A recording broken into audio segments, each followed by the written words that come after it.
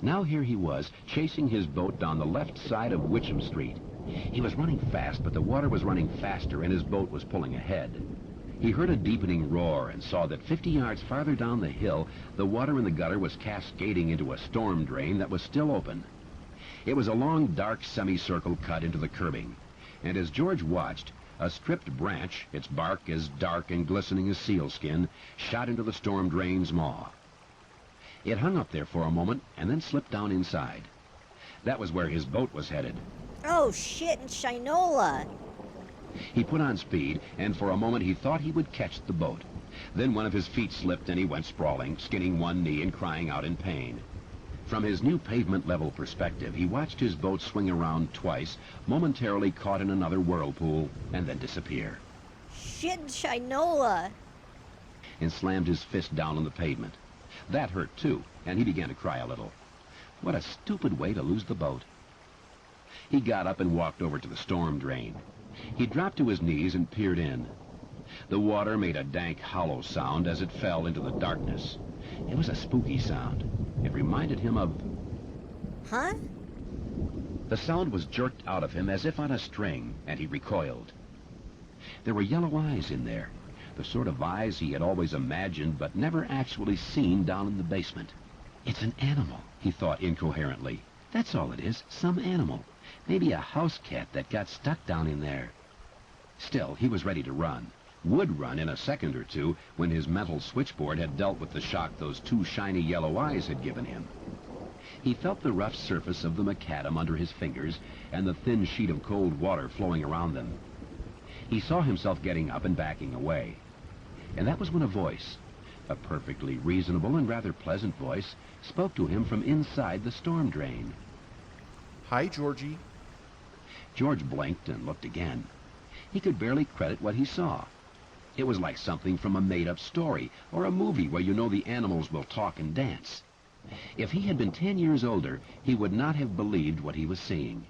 But he was not 16. He was 6. There was a clown in the storm drain. The light in there was far from good, but it was good enough so that George Denbrough was sure of what he was seeing. It was a clown, like in the circus or on TV.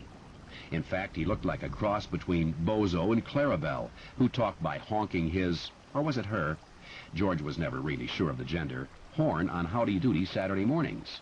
Buffalo Bob was just about the only one who could understand Clarabelle, and that always cracked George up.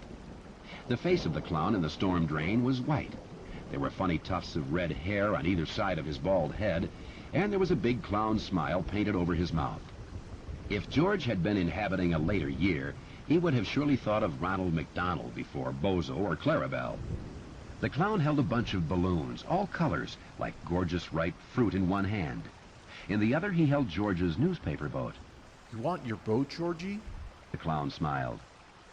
George smiled back. He couldn't help it. It was the kind of smile you just had to answer.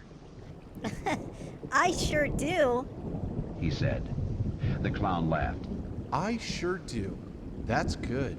That's very good. And how about a balloon? Well, sure.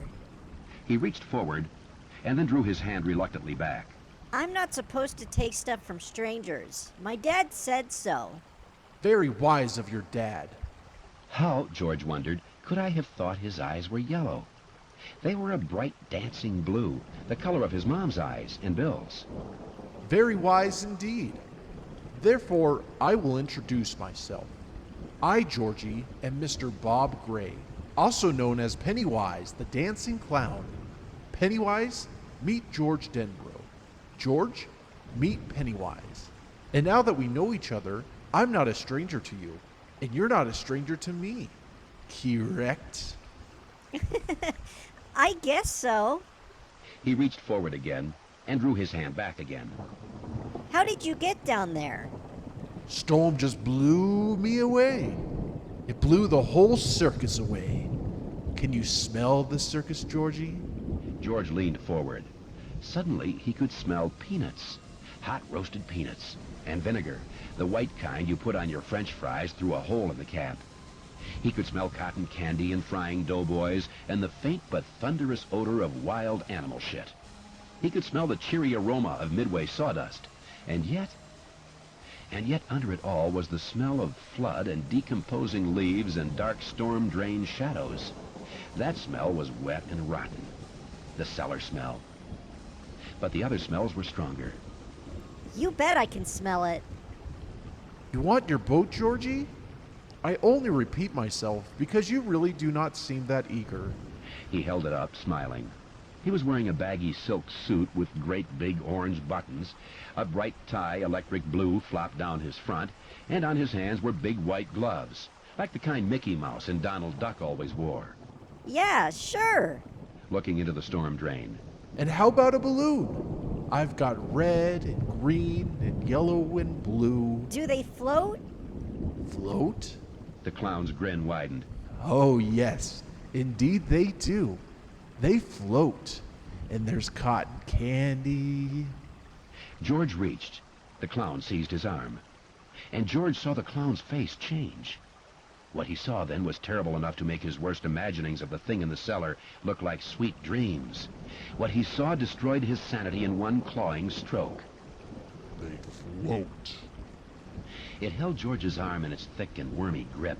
It pulled George toward that terrible darkness where the water rushed and roared and bellowed as it bore its cargo of storm debris toward the sea. George craned his neck away from that final blackness and began to scream into the rain, to scream mindlessly into the white autumn sky which curved above Derry on that day in the fall of 1957. His screams were shrill and piercing, and all up and down Witcham Street people came to their windows or bolted out onto their porches. They float. It growled. They float, Georgie. And when you're down here with me, you'll float too. George's shoulders socked against the cement of the curb, and Dave Gardner, who had stayed home from his job at the shoe boat that day because of the flood, saw only a small boy in a yellow rain slicker, a small boy who was screaming and writhing in the gutter with muddy water surfing over his face and making his scream sound bubbly. Everything down here floats. And suddenly there was a ripping noise and a flaring sheet of agony.